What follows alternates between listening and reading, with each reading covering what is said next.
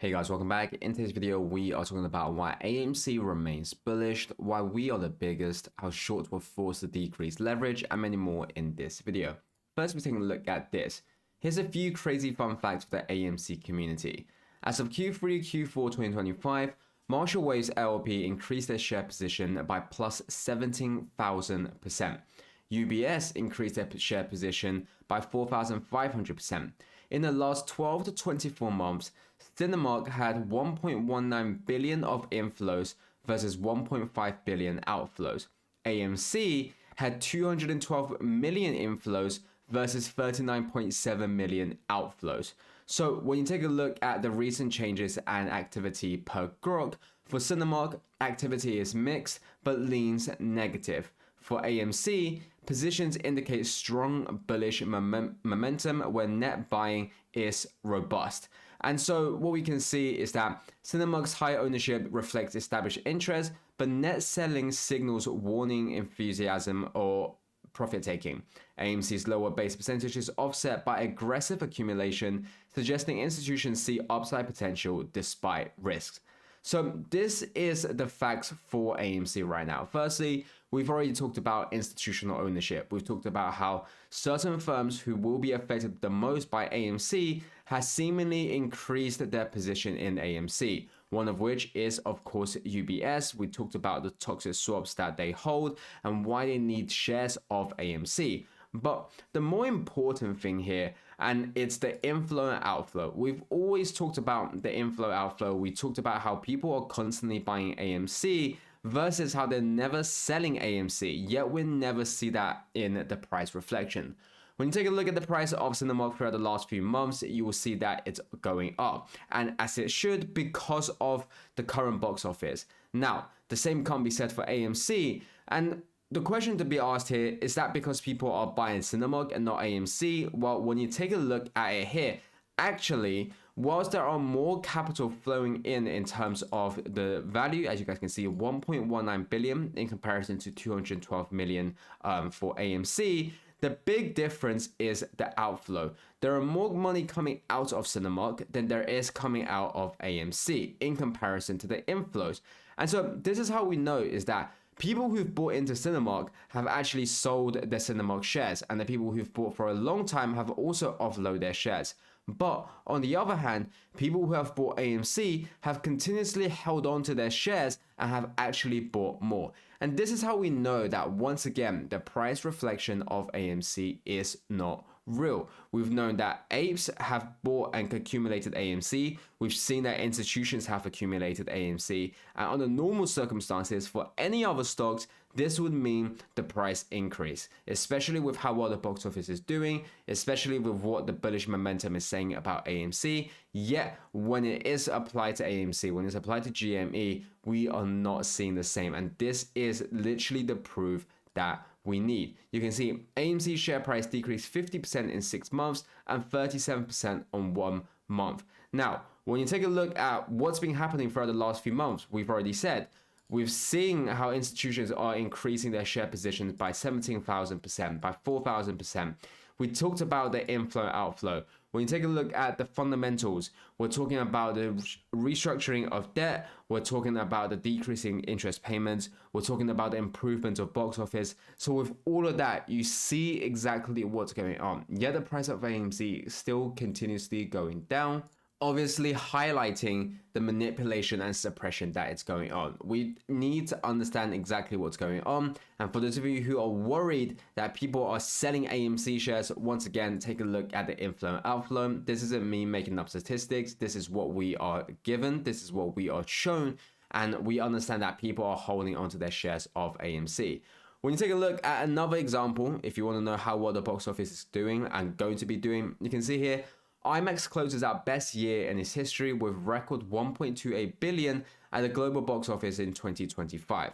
So we've already talked about this in terms of how well the box office is doing. Like we said, is why we're not surprised that stocks within this industry is going up, because it should. Because when you see how well the industry is doing, when you see how big the box office is getting, the improvements that it's having, the stocks within this industry should go up along with it. Now, we're already seeing this with IMAX. We've seen the same with Cinemark. We've also seen the same with AMC. The only problem is people are not talking about it. Articles are not talking about it. They're always trying to undermine AMC. They're always trying to bring out the negatives of AMC, and they never try and bring out anything that's positive about AMC. There's a big reason for this, and I'll talk about it. And when you take a look at the price of AMC, you can see that today we had a big surge where AMC went up 15-16% in just a matter of few moments.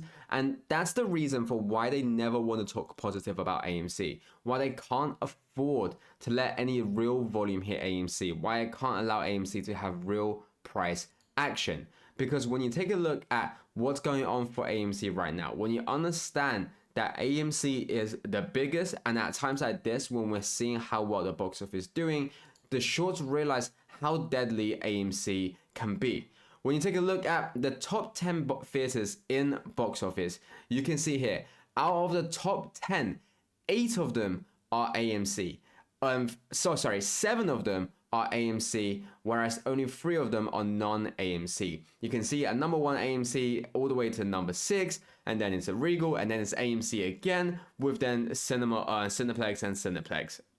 So if you wanted to understand how big AMC is, this is what we are looking at. And so at times like this, like we've said, with how well the box office is doing and how we can be the biggest benefactor of this, the shorts are getting worried. They realize how well the revenue will do. They realize that everything that they talked about for IMAX, everything they talked about for Cinemark, all of these news articles that they're trying to avoid for AMC, it's going to be the same for AMC next year, but bigger. They're talking about how IMAX hit record this year. Just think about how big AMC will do next year. They're talking about record attendance. AMC has already hit record attendance, but think about how much revenue they are able to bring more than Cinemark, than IMAX. And so that's the things that is making these short sellers worried. That's making them panic, and in order to feel the need to obviously suppress AMC. You can see AMC is up 14% today. Beach pool suppressing the pool eventually pops. Swaps silver tied to GME. Someone somewhere was told to reduce leverage. So we've already talked about this massive spike in AMC today, and this is why I've said the reason why they're so afraid of letting any real price reflection happen for AMC is because they understand the moment they let AMC run, it can easily go up 10s, 50s, even hundreds of percent in just a single day because of truly how much volume has been suppressed. And when you take a look at the reason why they let it go past today is because so many things are happening. We have swaps, like we've said, is why we're seeing companies like UBS increase their shares. We obviously talked about silver and how well it's doing again today, especially the fact that we are going to be looking at multiple big institutions also getting squeezed out as well. And this is what we're looking at. Another comparison, another understanding of why we are in the same swaps basket, why the short sellers are mutual, is because as we saw AMC spike up, we also saw GME having that bit of volume as well. Now, it wasn't the same as AMC, but it doesn't change away from the fact that this happened at around the same time. Two stocks are completely unrelated in the sense that we are not in the same industry, yet when we see something happen that are damaging these short sellers, you can see the same movements happen for both stocks. This is just proof of the mutual short sellers, of the correlations between the two, of understanding all of the synthetics that have been created, of understanding the basket swaps that are in there for both AMC and GME, and you can see that this is just understanding and data of it. Now, another thing is we are seeing a lower bound of ongoing VWAP, which is $150. So we should be close to the bottom. And so this could be another reason for why we obviously saw the bounce today, because of people constantly buying, people realizing that the bottom is in. But once again, I want to put the main focus on being the fundamentals, on being how well AMC is doing, and also how badly the shorts are struggling as opposed to this. But this is something that we should also pay attention to. Now, from this, Is anyone else having or had problems transferring AMC shares out of Robinhood recently? Was there a solution that helped the transfer to finally occur? Literally asking for a friend. So firstly, guys, if you have any solutions to this, feel free to comment down below. Now, the reason why I'm talking about this is because we've seen how brokers are struggling to transfer shares. And we talked about the reason for this is because they are finding difficulties into actually locating shares. Because when the shares remains on their platform, they can just make up a number. But if they were to actually having to transfer the shares to another broker, they will need to actually deliver proof of the existence of these shares, which for a lot of brokers, they will be struggling, and is why we see these problems happening. But if we are able to force them to do so, it causes pressure on their part. Now, I'm curious to what you guys think about this. Short sellers really think we give a shit about AMC stock price at this point. They then realize that apes will continuously keep giving this fear to liquidity for it to stay in the market long enough for them to get a short squeeze. And so this is just talking about the power of apes. Now, as always, I'm not here to tell you guys whether you should buy or sell. I'm always here to give my own opinions, but it's to talk about how united the apes truly are and the power in which we hold against these short sellers.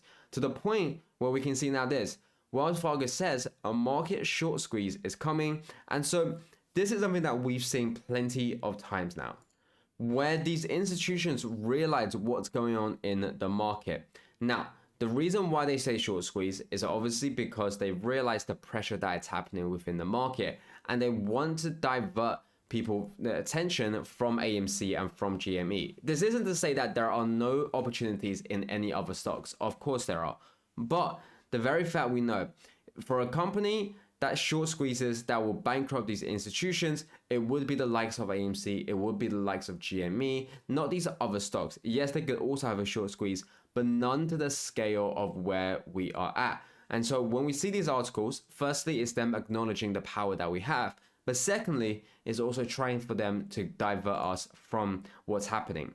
You can also see Bank of America bull and bear indicator, where we are at extremely bullish right now of what's going on, where people are telling them to sell. And you can see in terms of what's actually going on within the market. And if you're worried about in terms of there won't be a short squeeze and that the banks are going to get out safely, you can see here, there are still people constantly trying to short silver with a price target from TD Securities at $40. So that's obviously how ridiculous this is. On the other hand, people are saying that the breakout, that the next target is obviously $130. Now, once again, this isn't me giving you a price target on silver, but it's about understanding that if we do see silver continues going up, especially going up to 130, you're going to be seeing how so many institutions are going to get squeezed and what that means for AMC as well. Going off of what we've said yesterday with how brokers are trying to call people to short silver, yet we saw it go up 6% today, back up to the $80. It really just shows what's going on in the market. Now, as always, on this financial advisor, do take our Instagram. So make sure you do your own due diligence and research, and I'll catch you guys next time.